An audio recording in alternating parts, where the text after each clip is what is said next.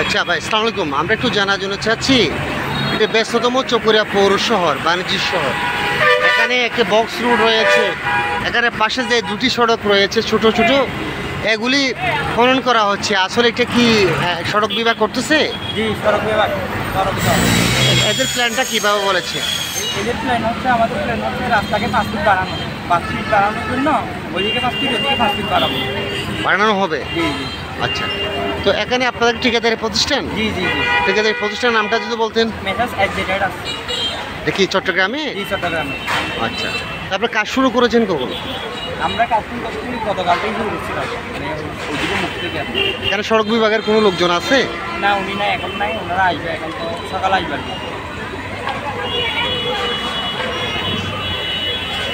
প্রতিনিয়ত বিভিন্ন CNG station এখানে যানজট করে থাকতো, কিন্তু এখানে সড়ক বিভাগ এই সড়কের দুই পাশে 5 ফিট করে বৃদ্ধি করতেছে। ফলে হয়তো মানুষের আশা করতেছে অনেকটা একটু আশ্রয় পাবে, যানজট থেকে একটু আশ্রয় পাবে।